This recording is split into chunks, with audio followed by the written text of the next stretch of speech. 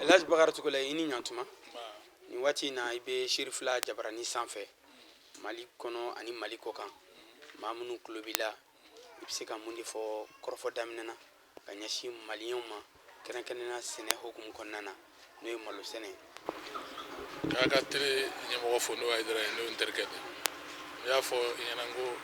Hayidara ko ko dɔnkilidalaw ka Hayidara ye Jɛnɛba Sɛki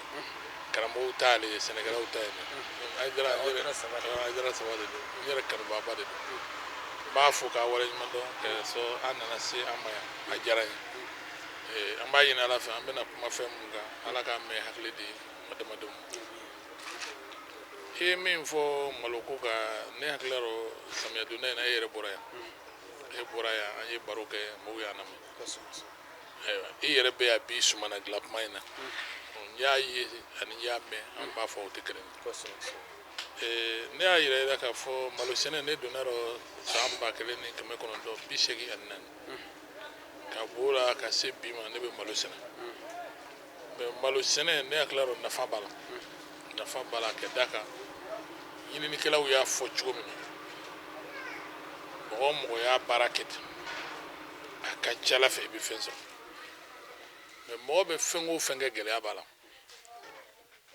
malo tɛ se ka sɛnɛ yɔrɔ bɛɛ i ka malo sɛnɛ anw fɛ malo suguya fila de bɛ gereka malo ani jika malo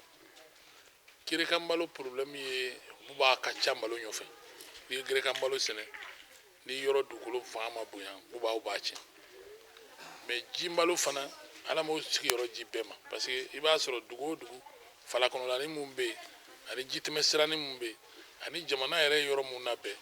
ji malo de bɛ sɛnɛ donc bɛɛ gɛrɛsɛgɛ ma don ka kɛnɛba sɔrɔ i bɛ se ka ji malo sɛnɛ yɔrɔ min or que ji malo o sɔrɔ ka bon ni gereka malo de o kɔrɔ ye k'a fɔ an kan ka an sɛbɛ don ko dama dama de la jamana in kɔnɔ ji bɛ yɔrɔ o yɔrɔ jitɛmɛ yɔrɔ o yɔrɔ bada bɛ yɔrɔ o yɔrɔ ni plɛniw bɛ yen olu ka se ka labɛn n'u labɛnna k'u bila jamana cikɛlaw ka bolo kan a b'a to u bɛ se ka malo sɛnɛ parce que malo ɲininikɛlaw ye si dɔw bila bi ka taa tɔni 10 ni kɔ la fo ka na bila tɔni 2 la o bɛ malo la donc o bɛ sɔrɔ fɛn o fɛn na a consommation dun yɛlɛlen don f'an yɛrɛ bɛ importation kɛla ka don donc a dugukolo dun b'an fɛ an bɛ se k'a kɛ ne hakili la an kan ka se ka accent bila o baara kan walasa o baara ka ɲɛ parce que 1,400,000 bɛ office la an ye min aménagé indépendance ni bi cɛ à peu près 200,000 hectares a cɔ 1,200,000 wɛrɛ bɛ yen min bɛ se ka labɛn Mali région bɛɛ si tɛ yen ko ni kɔ bɛ yɔrɔ min ni ba bɛ yɔrɔ min ko plaine tɛ yen hali n'a sɔrɔ 1000 hectares don ou bien 100 hectares don min tɛ se k'a minɛ donc an bɛ wele to jamana ɲɛmɔgɔw ma halisa Ala ye ko kalifa olu mun na bi u k'an dɛmɛ dugukolo min bɛ se ka labɛn an k'u labɛn parce que min bɛ dun Mali la yan n'an sera k'o gɔ Mali la yan ka tila min bɛ sanna gɔ kɛnɛma ka na n'o ye Mali la yan ka tila k'o lagɔ Mali la yan ça veut dire que dɔ bɛ fara sɔrɔ kan parce que an ka consommation ça sera sûr que anw yɛrɛ de y'a produit et an dalen b'a la an bɛ fɛn min dun n'a bɛ sɛnɛ anw yɛrɛ fɛ yan o jɛyalen don ka tɛmɛ min bɛ gɔ kɛnɛma parce que min bɛ n'a gɔ kɛnɛma quel que soit le problème jago ye jago de ye min b'a feere ale fana de b'a feere la jago la donc fɛn dɔ bɛ se ka kɛ a ka ɲi a bɛ feere ma kuma man ɲi a fana bɛ se ka feere ma mais ni ta b'i bolo i kɔni tɛna siga i bɛ min sara jango parce que e yɛrɛ b'i ta dunko la jango fɔ ko tɛ donc ne hakili la malo sɛnɛ dun jinɛ ko tɛ ɲinikɛlaw y'a fɔ cogo min na dan waati b'a la turu waati b'a la nɔgɔ don waati b'a la nɔgɔ suguya mun kan ka don malo bɛ ji par exemple ji malo n'i ye nin dan ni kamiyaka de n'i y'a fɔ mɔgɔ caman ɲɛna ko kamiyaka bɛ ɲɛ nin yɔrɔ ninnu na i b'a fɔ ko cogo di parce que an y'a mɛn cogo min na office kɔnɔ ni ji ma bonya a kɔrɔ ji ma kɛ ten a tɛ sɔn mais ne ye maîtrise min kɛ an y'a yɔrɔ bɛɛ yɛrɛ yira kamiyaka tɛ yan dɛ a ma ɲɛ wa donc ça veut dire que n'i bɛ fɛn o fɛn na i bɛ don gɛlɛya kɔnɔ i bɛ gɔ nɔgɔya kɔnɔ mais ni be fɛn o fɛn na ni gɛlɛya nana i tɛ se ka gɛlɛya kunbɛn i bɛ co fɛn de ma donc ne hakili la bi malo gɛlɛyaba kɛ ne bolo nɔgɔko de caman kɛra o DAP bɛ nana sisan an b'o sɔrɔ malo kuma sanfɛ yan k'a gosi kamala don tɛmɛ yan o kuma nɔgɔ dɛ parce que an tun b'a ka bere ta k'a gosi i bɛ taa kunɲɔgɔn kelen kɛ malo gosi la i b'a sɔrɔ nin bɛɛ kumukumu de don o kɔfɛ barikow nana semete nalen barikow nana an fɛ tɛ bariko kun t'an fɛ o barikow nana barikow nalen an tun bɛ bariko nankolo ta k'o biri ka malo k'a gosi o kan k'a gosi o kan k'a gosi o kan fo ka na jo sɔrɔ o kɔfɛ u nana ni mansini dɔw ye a bɛ ka mais i b'a don o kɔnɔ o b'a gosi ala barika bi mansin min bɛ yen na jɔ a bɛ nana malo bɔ tan ale yɛrɛ b'a kabi a b'a gasi a bɛ nana kisɛ ye k'a to an b'a don bɔrɔ kɔnɔ usine bɛ yan ni musow tilara ni min bɛna kɛ malo jɛni o bɛ susu a dan ni min kan ka kɛ malo wusu ye musow b'a wusu a bɛ susu a bɛ da guwa kɔrɔ guwa nin y'o ye ka malo wusu k'a da kɔrɔ pour que tile kana sɔrɔ donc a bɛ fiɲɛ min minɛ mais fiɲɛ b'a ja tile t'a sɔrɔ o de b'a to a ɲɛ bɛ jɛya k'a kɛ koɲuman donc n'o baara bɛ senna bi ne kan k'ala fo ka jamana marabaaw fo k'ala barika da parce que n'i y'a fɔ ne ɲɛna 84 k'a fɔ ala bɛ ne dɛmɛ k'a fɔ ne bɛna malo objectif la parce que hakilina de kɛ k'a fɔ chaîne de valeur ne ka se k'o kɛ production ninnu kan ka a daminɛ a laban a daminɛ la fa laban bi mansin b'a labure mansin b'a da mansin bɛ nɔgɔ don mansin b'a kan mansin b'a gosi mansin bɛna susu mansin b'a kisɛ bɔ a kala bɛ cɛ waji baganw ma mun de bɛ fili malo la o ɲɔgɔnna ji bɛ se ka kɛ mali la dugu o dugu ye mara ye commune o commune ni malo bɛ se ka sɛnɛ nin baara kelen bɛ se ka k'a bɛɛ a b'a to sɛnɛkɛfɛn an bɛ min dun on sera sûr que mali production don kelen a b'a to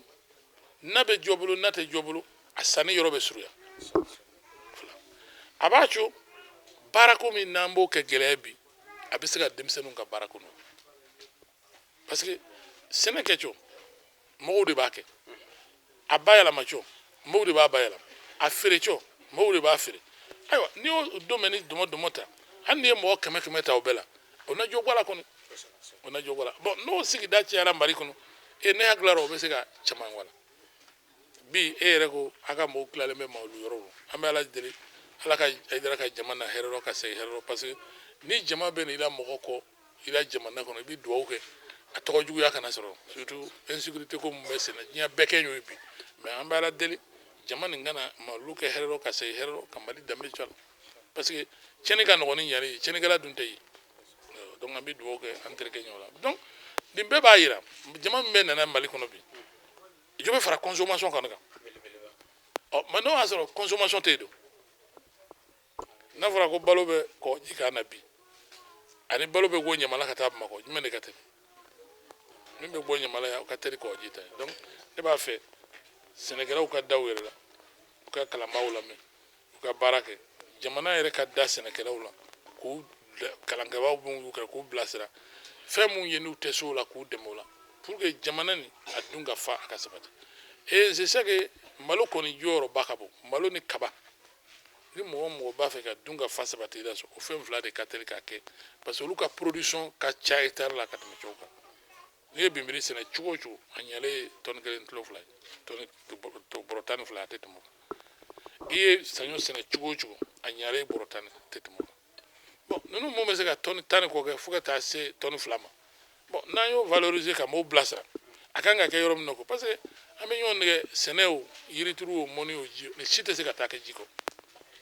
jɛgɛtigɛ filɛ nin ye an bɛ ji pɔnpe kɔ dugukolo jukɔrɔ ni ji tɛ dugukolo jukɔrɔ yɛrɛ a tɛ se ka kɛ o parce que ni ji duuru k'u kɔrɔ o bɛ sa donc baji ye fɛn min ye o ye ji de ji dun a se t'an si ye parce que ala don tɛmɛna n'i y'a fɔ an ka Sikaso région kɔnɔ yan ko ja bɛ yen mɔgɔw b'a ko tiɲɛ tɛ nin waati an bɛnbakɛw ta waati la sisan b'a sɔrɔ binkura nugulen fan bɛɛ mais diɲɛ yɛlɛmana sanjite nana fan si fɛ bilen o dun y'a sɔrɔ aménagement mun kan ka k'an fɛ yan o ma kɛ yan donc n'an ma segin k'an ɲɛ don kura ye ka plaine lajɛ plaine mun kan ka labɛn région ni mara k'o d'o tigiw ma yɛrɛ a bɛ na ni gɛlɛya ni nin labɛnnen don sisan an bɛ base dans la contre-saison dama mais on n'a pas les moyens aujourd'hui parce que n'i k'i b'a kɛ bi ni dɛmɛ sira jɔ tɛ i bɛ résultat min kɔ i t'o sɔrɔ bon mɔgɔ dun kɛ jo y'a kɛ i ka fɛn sɔrɔ président an ye k'a fɔ an ka jamana kɔnɔna na sɛnɛkɛlaw bɛ taa maa miliyɔn 12 bɔ ɲɔgɔn kɔ nka bi hamina min b'olu la ni o tun ye e yɛrɛ hamina dɔ ye o de ye ka suman kɛrɛnkɛrɛnna malo ka sɛnɛ i ka so k'a labɛn ka a fɛn bɛɛ kɛ a sɛnɛyɔrɔ la yalima bi aw minnu ye e ye sɛnɛkɛlaw ka ɲɛmaaba ye mali kɔnɔna na e bɛ se ka mun de fɔ mali malo sɛnɛlaw ye yaasa hamina min tun bɛ la n'a kɛra réalité ye bi n'o de ye ka malo fɛn bɛɛ kɛ i ka so yan nɔ yaasa maa wɛrɛ ka o sira sama. Bon, hakilina min ye ne ye mali sɛnɛkɛla bɛɛ ka ɲɛmɔgɔ ye n'i kɛra mali sɛnɛkɛla bɛɛ ka ɲɛmɔgɔ ye i ka baara fɔlɔ ye APK min sigilen bɛ sɛnɛ baganmara yirituru ani mɔni kan n'i ko sɛnɛ i bɛna don kɔɔri sɛnɛlaw ye sɛnɛkɛla kaba sɛnɛlaw ye sɛnɛkɛla malo sɛnɛlaw ye sɛnɛkɛla jɔn sɛnɛlaw ye sɛnɛkɛla communautaire sɛnɛlaw ye sɛnɛkɛla donc filière bɛɛ ni a ka production don anw ka baara ye d'abord ka se ka filière bɛɛ organiser jusqu'à l'interprofession o kɔrɔ ye mun ye famille joli bɛ fɛn malo n'i ye malo ta sisan i b'a sɔrɔ dɔw bɛ pipinière dilan dɔw ta ye semence ye dɔw ta malo yɛrɛ sɛnɛ dɔw b'a bayɛlɛma dɔw b'a feere nin bɛɛ ye famille kelen de o de tun b'an ɲɛ mali la fɔlɔ k'a fɔ mɔgɔ minnu ka hɛrɛ bulolen bɛ ɲɔgɔn na olu tɛ ɲɔgɔn kalama au contraire olu bɛ ɲɔgɔn contre la k'a sɔrɔ a ka hɛrɛ bilenlen bɛ ɲɔgɔn na n'i taara k'a co i bɛ t'i jɔ k'a kɔnɔ donc an y'o baara min kɛ interprofession sigi sisan c'est pour que an ko débat jɔni na n ko kalo tile 19 tile 20 tile 21 festival de yiri ye segu an y'a boloda ye tile 3 kɔnɔ acteur bɛɛ ka na ɲɔgɔn sɔrɔ yen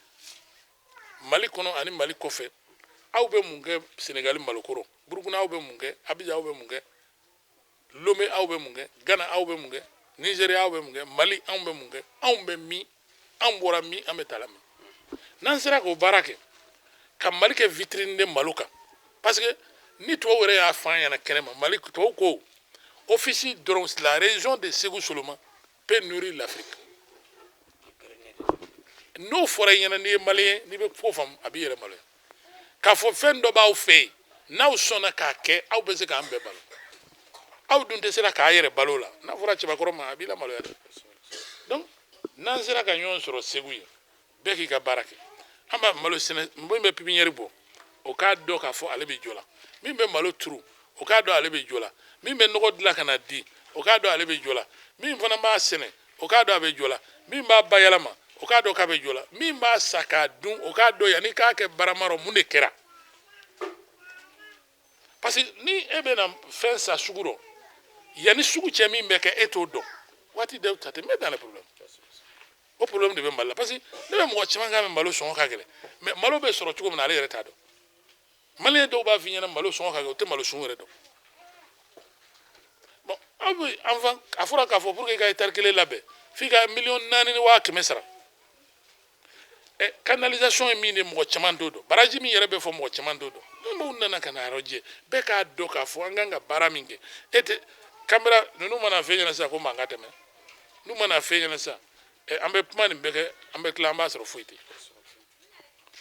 donc e bɛ se jo la mais olu fana bɛ se jo la donc an bɛ ɲɔgɔn dafa donc an b'a fɛ o baara min bɛna kɛ bɛɛ ka bɔ ɲɔgɔn kalama walasa maloko ne b'o f'i ɲɛna mali dugu ka bɔ a ka dɔn malo bɛ sɛnɛ dugu bɛɛ rɔ dɔw t'a girika malo dɔw t'a ji malo et puis an kan ka semence mun ɲini bi parce que diɲɛ bɛ yɛlɛmana ne taara Sine f'u ka ɲini ka sɔrɔ ne y'a sɔrɔ malo dɔ b'u fɛ yen pour que n k'a labɔ an ka jamana ka nɔgɔ semence fitinin a tɛ kilo 1 bɔ pour que ne ka don ne yan ne ye problème bɛɛ sɔrɔ aéroport la filɛ u y'a kɛ ko mɛn mais sisan ɲinan salon ne hakili la o malo min bɔra a bɛ bɔrɔ 80 bɔ mais ne nana kilo 1 de ɲinan t'a dɔ filɛ mais salon an ye bɔrɔ 80 sɔrɔ donc si sɔngɔ tɛ caya si ɲini yɔrɔ man ka caya parce que fɛn min bɛ mɔgɔw wa ɲɛfɛ ni m'o ɲini i ka ɲɛtaa bɛ gɛlɛya donc ne hakili la o baara min bɛ sen na an bɛ ka fɛɛrɛw siri pour que malo a bɛ mali yɔrɔ o yɔrɔ a ka se ka fara ɲɔgɔn kan ni usine min fana bɛ nin sigida ko don parce que ne y'a ye office la fɔlɔ musa tile rɔ usine belebelebaw tun bɛ office la mais an ka problème ni régime min falen na fɛn o fɛn b'o bolo an b'o bɛɛ bila ni régime kura nana o tɛ foro kɔrɔlen donc ça nous met en retard usine te mɔgɔ ta ye o usine nana développement kama pouvoir nana a y'a sigi a ɲɛna a ma ɲɛ ni pouvoir kura nana o kan k'o continuer mais ni pouvoir fɛn o fɛn nana sɔrɔ kɔrɔlen fɛn o fɛn n tɛ s'o ma mais an ka baara la o b'an na segin kɔfɛ donc il faut que o fana ka changer état fɛ parce que Mali tɛ fantan jamana ye a man ka kɛ fantan jamana ye ni n'espace ko bɛ jamana wɛrɛ kɔnɔ bi ka na an fɛ yan ni an ka jamana denw wɔ ka jamana wɛrɛ den dɔn u tɛ sɔn ka bɔ an fɛ yan baji dalen filɛ san kalo 12 nin bɛ dugu jɛ kɔti ka taa yan fɔ tɛngɛrɛ la ka taa yan fo ka taa bila yan fo ka fɔ kɔgɔji nin ba kelen ba joli bɛ Mali kɔnɔ c'est trop plein joli bɛ Mali kɔnɔ c'est trop mais anw b'a fɛ ka fɛn sɔrɔ k'a sɔrɔ an ma bɔ an yɔrɔ sɛ t'a tili tɔrɔ n'a ma munumunu dɛ ni sɛ o sɛ birilen k'i ɲɛsin kɔrɔ ma a tɛ yɛlɛma a tɔrɔpuma ma se i tɛ den sɔrɔ a kɔrɔ fo sɛ ka munumunu de n'o tɛ den tɛ munumunu donc il faut k'an ka sɔn o ma k'a fɔ Europe m'an da fɛn wɛrɛ la Europe m'an da fɛn wɛrɛ u y'an da ni baara ye u y'an da ni réflexion ye farafin tubabu fɛ u mago tɛ foli la ka don ka i sigi foli kɛ s'en fout de ça mais n'u mago bɛ baara la u bɛ baara kɛ mais an bɛ si ɲɔgɔn kɔ baro la an bɛ si ɲɔgɔn kɔ yaala la k'a sɔrɔ muru bɛ ɲɔgɔn bolo bandigi la donc ça ne bouge pas i bɛ mɔgɔ fila sɔrɔ étage kelen na étage u tɛ ɲɔgɔn fo dɛ mais n'u b'a fɛ micro nin la nin bɛna taa dilan u bɛ taa nin bɛna taa dilan wa si t'a kɛ ni juguya ye min bɛna monter o bɛna monter ka tɛmɛ mais n'i y'o kɛ farafin la ni nin nana o b'a ta tiɲɛ ni nin nana o b'a ta monter baa ma na o b'a datugu ɲɛ donc an tɛ se ka marcher o la or ne kelen tɛ se e kelen tɛ se an kan ka fara ɲɔgɔn kan ka min kɛ an tɛ fɛ k'o kɛ donc jamana bɛ taa donc il faut que an ka segin an kɔ an ka jamana dirigeants bilasira an ka tiɲɛ fɔ jamanadenw ɲɛna an ka jamanadenw bilasira u tɛ min dɔn parce que ne yɛrɛ ye min faamu Mali la yan ne hakilila rɔ i b'a miiri ko mɔgɔ caman bɛ ko jɔ dɔn a t'a dɔn bon ni mɔgɔ ma yaala ala ma kalan d'a ma a ma sɔn ko min ma o ka ca a bɛ sɔn ni foro filɛ nin ne y'a daminɛ san min na directeur Seydou Keita min filɛ ministre kɛrɛfɛ bi conseil directeur agriculture kun don ne ye semence ci bila a ma n ko Seydou ne b'a fɛ ka malo sɛnɛ o y'a sɔrɔ an ye tari 60 labure yan n ka semence tari 60 bila ka na directeur agriculture régional de Sikaso a ma sa dɛ a bɛ balo la i bɛ se k'a ɲini a ko tari 60 malo la yan o tɛ se ka kɛ ko farafin tɛ se k'o kɛ Sikaso région kɔnɔ ah bon a ye hectare 4 si de bila ka na di ne ma bon tari 4 si na ne ko bon o dun y'a sɔrɔ septembre an ye yɔrɔ labure ka ban ne ye hectare 60 a daminɛ san yan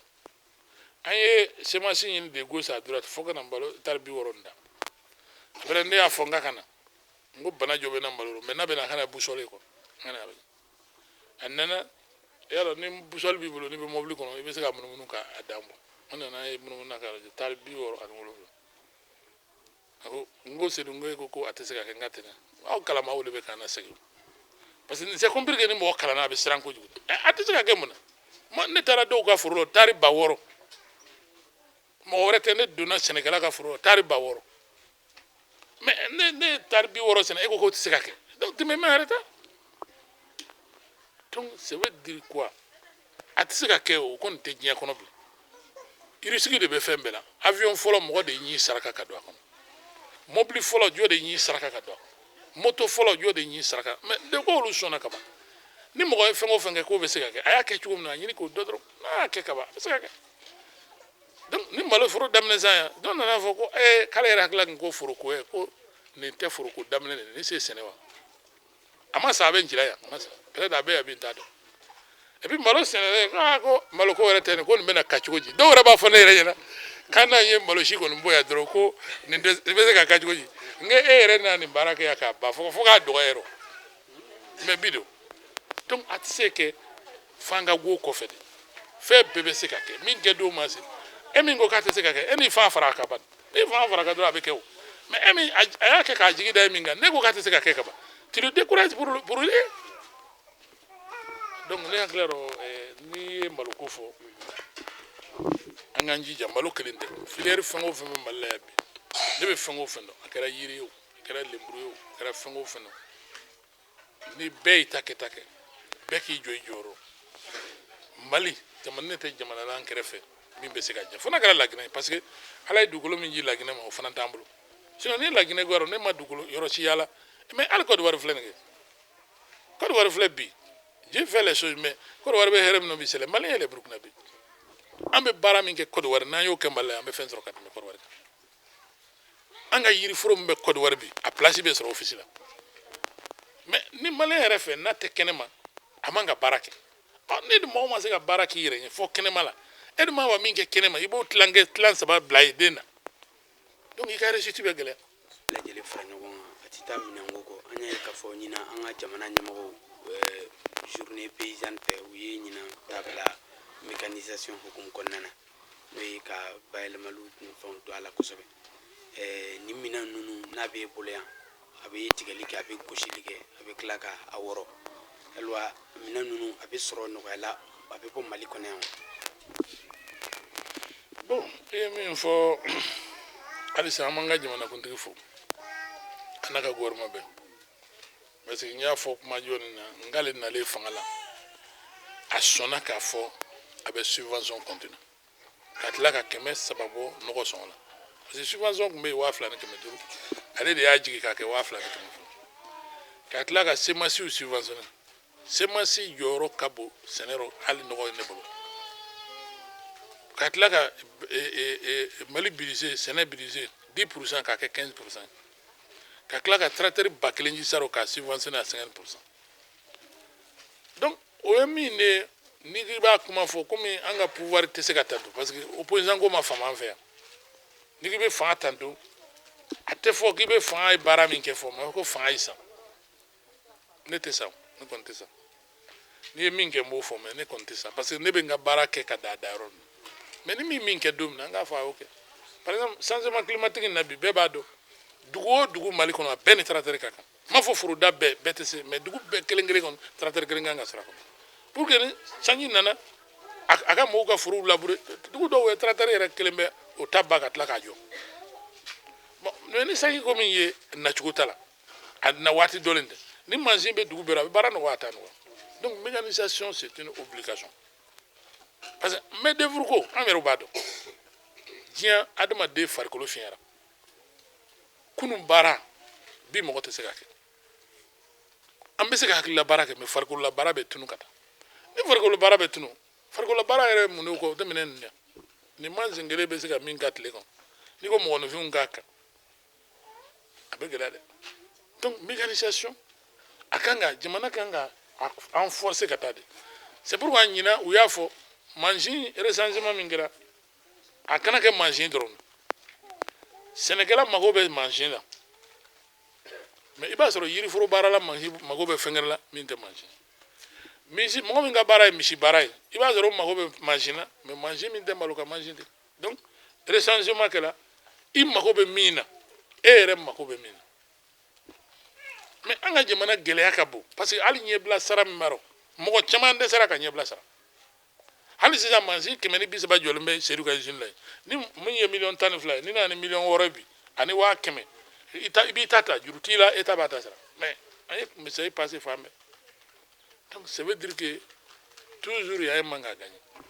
donc il faut que mɔgɔw kana baara la jamana ka accent bila mécanisation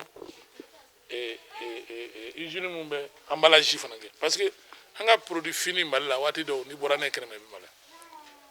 an ka produit ka ɲi mais emballage waati dɔw ça ne pose pas de problème donc c'est faire l'appel à tout le monde a yɛrɛw k'an dɛmɛ ka kunnafoni ji jamana kɔnɔ jamana kɔfɛ ala ye nafolo ji mun ma kɛnɛma ala ye nafolo ji mun ma so kɔnɔ yan ni mun bɛ se ka na usine jɔ n'i ye carton usine jɔ bi i bɛ wari min sɔrɔ bi n'i ye bidonfini usine jɔ bi i bɛ wari min sɔrɔ bi produit fɛn o fɛn bɛ bayɛlɛma an fɛ yan bi n'i ye a usine jɔ Mali la bi i bɛ wari min sɔrɔ bi a ka ca donc fɛɛrɛw ka tigɛ production ni bɔrɔ filɛ nin bi dɔw ye milliardaire ye bɔrɔ la bɔrɔ vide dɔrɔn mais n'i ye i b'a san logo la n'i ka logo ka kan i b'a sɔrɔ bɔrɔ kelen nin a sɔngɔ bɛ kɛ n'i b'a san 40 i b'a san 80 bon ne dun y'a don logo kɔnɔ c'est pour que ka dunba garanti ni problème nana la a ka dɔn a bɔra yɔrɔ min désignation ka donc fɛn bɛɛ n'a kɔlɔlɔ don donc ne hakili la e de jibi dɔ na mun na sɛbɛnni b'a kan s'il y a un problème numéro b'a kan code b'a kan i k'a dɔn a bɔra yɔrɔ min donc ne hakili la sɛnɛ fana halisa an bɛ jamanakuntigi fo k'a ka gouvernement fo nka a ka continuer fɛ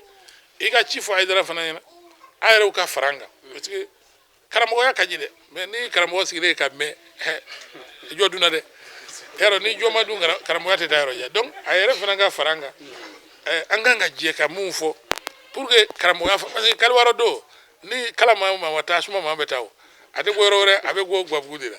donc n'an farala ɲɔgɔn kan ka se ka nin bɛɛ labɛn par exemple aw ka télé bɛ diɲɛ bɛɛ bi Mali yɛrɛ télé tɛ se yɔrɔ dɔrɔn aw ka télé se mais n'aw ka télé sera ka kɛ sababu ye fana ka sɛnɛ message passer tan ka sɛnɛ kunnafoniw sɛnɛkɛlaw mago bɛ fɛn min na ka o lase tan don nataw la a bɛ se k'a co fɛn caman bɛ se ka Mali sɔrɔ parce que hali dɔw bɛ se k'a fɔ ne tɛ État kɔrɔ o ko wɛrɛ de mais Haidara kosɔn n bɛna dɛmɛ kɛ jamana ye o bɛ se ka kɛ o Mali ko don bɛɛ n'i ta nasira don parce que an ka bailleurs ka ko don par exemple Haidara bɛ fɛn mun sɔrɔ bi peut-être i b'a sɔrɔ mɔgɔ caman t'o sɔrɔ donc aw fana ka fɛn mun sɔrɔ a ka a caman bila sɛnɛ bɔ mɔgɔ ko tɛ sɛnɛ ko ne o mɔgɔ ka di ye ni balo b'a bolo i b'a san mɔgɔ man di ye ni balo t'i so i bɛ taa san tigi fɛ donc objectif que production ka se ka sɔrɔ dun ka fa ka sabati jamana kɔnɔ jamanadenw ka lafiya n'an y'o faamu dɔrɔn ka bɔ mɔgɔ ko la le reste c'est facile. Bakari Tugula kɔrɔfɔ kuncɛla mansin hakɛ joli b'e bolo i ka foro kɔnɔna na ka fara usine bon mansin hakɛ fɔ olu man ɲi dɔw bɛ yan i b'a farafin dɔn fulaw tɛ misi da fɔ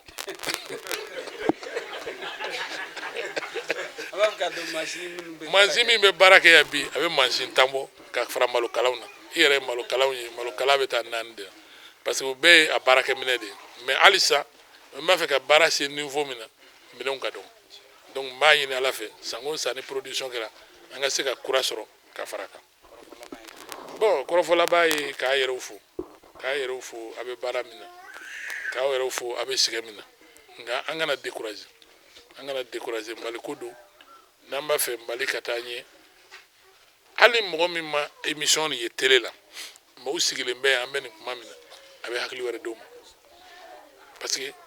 mɔgɔ tɛ da kuma la i bɛ da fɔ b'a dɔn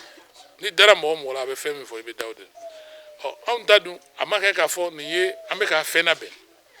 labɛnnen tɛ o a bɛ fɔla mun ɲɛna a kɛyɔrɔ mɔgɔw de ye mɔgɔ si tɛ yɔrɔ ninnu yan min tɛ original ye donc ni kalo b'a kɔnɔ o b'o dɔn ni tiɲɛ b'a kɔnɔ o b'o dɔn donc mɔgɔ ko min kɛra ɲɛna i nana tiɲɛ ye